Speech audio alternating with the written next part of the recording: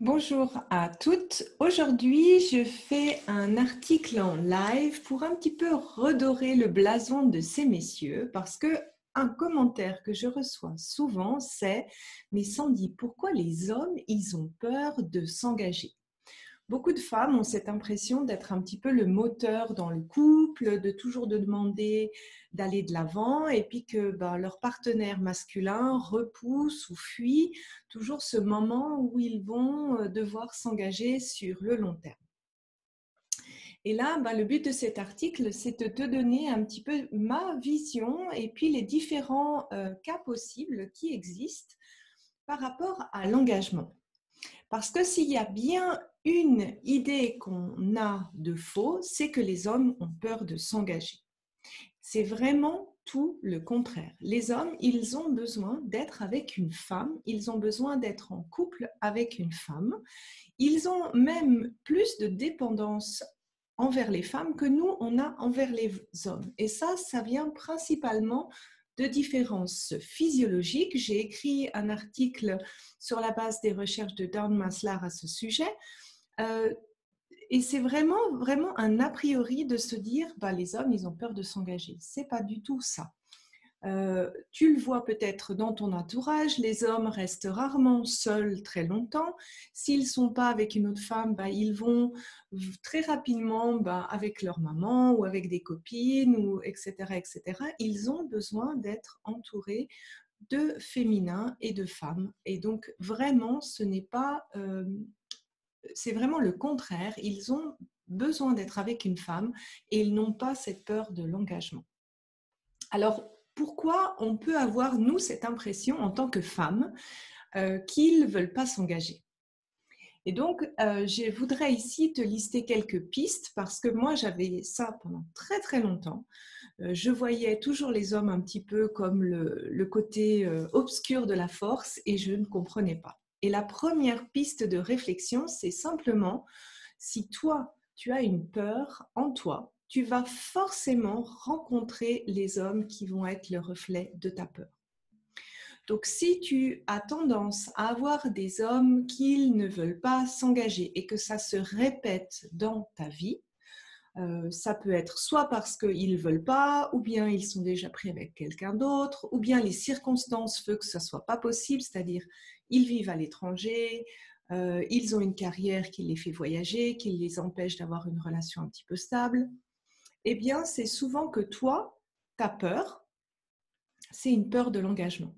Et si toi, tu as une peur de l'engagement, forcément, tu vas rencontrer des hommes qui ont cette même peur de l'engagement ou qui font que l'engagement ne va pas marcher. Et d'où peut venir cette peur? Tout simplement, tu peux avoir vécu des histoires d'amour qui t'ont fait souffrir. Donc, tu te dis, ah non, moi, c'est plus pour moi l'amour, j'ai plus envie de souffrir. Donc, je préfère couper dès le début, que ça ne marche pas. Ou bien tu peux avoir eu un modèle de tes parents qui n'était pas forcément heureux. Ils étaient peut-être ensemble, mais ce n'était pas un modèle idéal de vie de couple à deux où tu t'imaginais quelque chose autrement.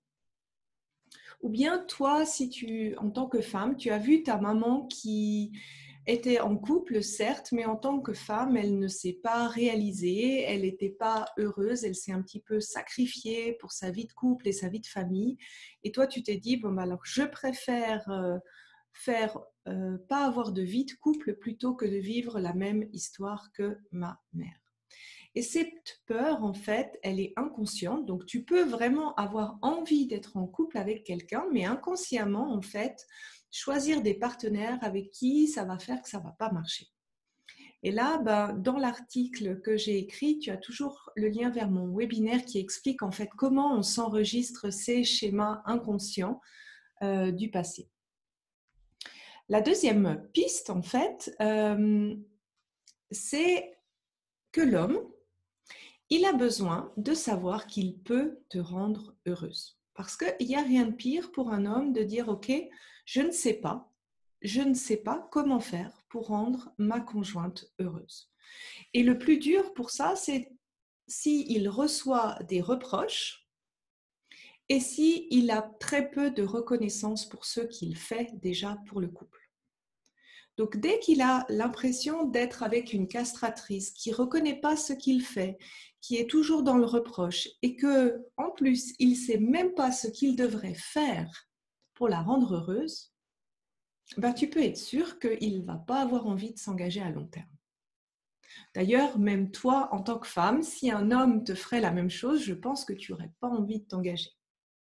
Et donc, pour un homme, c'est important qu'il soit rassuré, qu'il sache concrètement ce qu'il doit faire pour rendre sa femme heureuse, qu'il n'ait pas besoin de deviner, d'interpréter, il a vraiment besoin d'avoir une communication simple et claire,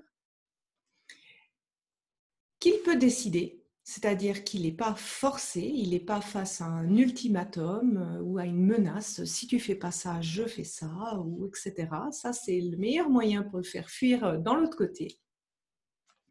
Et aussi que sa femme reconnaisse ce qu'il fait de bien, plutôt que de se focaliser sur ce qu'il fait de mal. Donc la technique du bâton, ça ne marche pas. Et ça, si tu as du mal ou si tu te rends compte honnêtement que tu es plutôt dans ce mode de reproche, ben, tu ne l'as pas fait exprès. C'est-à-dire que tu as par rapport à ton profil de femme, il faut que tu te réconcilies avec ta vision des hommes. C'est-à-dire que tu arrêtes de voir l'homme comme un ennemi qui fuit l'amour, mais plutôt comme un partenaire avec qui tu peux faire un couple ensemble. Et cette vision de l'homme, eh bien, il faut le voir d'où ça vient. Ça peut venir de la vision de l'homme que tu as reçue de ta maman ou la vision de l'homme que tu as reçue en fonction de tes expériences passées. Et ça, ce rôle particulier en fait de la femme, moi je l'appelle être architecte du couple, parce que ça demande justement à savoir exactement comment communiquer ses besoins et ses limites dans son couple sans castrer son homme, en reconnaissant positivement toutes les choses qu'il fait de bien pour toi déjà, et aussi à prendre en considération nos différences, parce que on est des êtres humains, mais on est quand même construit relativement différemment. La nature nous a fait pour être complémentaires et c'est important de comprendre cette différence. Et toutes ces différences-là, en fait, ça fait partie intégrante de mon programme Être heureuse en couple, parce que ce n'est pas quelque chose qui s'apprend du jour au lendemain. Moi, je sais personnellement que j'étais une très grande castratrice et j'ai vraiment dû apprendre, c'était comme apprendre une nouvelle langue. J'ai vraiment dû me questionner à chaque fois que je parlais et changer ma manière de parler. Un autre point, c'est que l'homme, il a besoin aussi de savoir qu'il peut garder sa liberté. C'est-à-dire que quand il dit oui à un engagement, que cet engagement, ça ne veut pas dire qu'il ne peut plus rien faire de son côté ou bien qu'il va être contrôlé sur chacun de ses faits et chacun de ses gestes. Donc, il a besoin d'être rassuré sur le fait qu'il peut continuer de faire ce qui lui tient à cœur, comme par exemple son sport, ses hobbies, voir ses amis. Et là, en fait, ici, pour moi, ce qui est important, c'est d'avoir un positionnement clair dès le départ. C'est-à-dire que quand tu rencontres quelqu'un, que tu sois honnête avec toi-même sur à quelle fréquence et à quelle intensité tu as envie de voir ton partenaire et que tu le fasses dès le début pour que ton partenaire sache déjà dès le début quels sont tes besoins en termes de couple et pour qu'il voit si ses besoins sont compatibles avec les tiens. Comme ça, il n'aura pas cette sensation de surprise. Ah, maintenant, on va se mettre en couple, notre vie va totalement changer, je vais rester à la maison et devoir rester à la maison tout le temps. Ça, c'est important que tu sois aligné avec tes besoins. Comme ça, lui, il peut aussi savoir si ta manière de vivre et sa manière de vivre sont compatibles.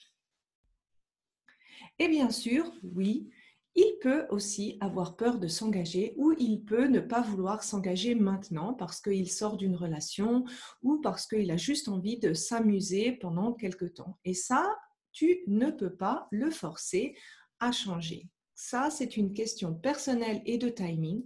S'il a peur ou s'il ne veut pas, c'est son choix et c'est important aussi de l'accepter et de ne pas essayer de le convaincre ou de l'attendre. Ça sera simplement une source de souffrance pour toi et c'est totalement hors de ton contrôle. Il faut qu'il comprenne personnellement et qu'il ait envie personnellement de faire ce travail, de traverser ou de surmonter sa peur s'il a la peur de s'engager et tu ne pourras pas le faire pour lui. Donc là, tu vois, j'espère que cet article t'aura un petit peu réconcilié avec cette notion souvent un peu fausse qu'on a que les hommes ont peur de s'engager. Je te souhaite une belle journée. Ciao!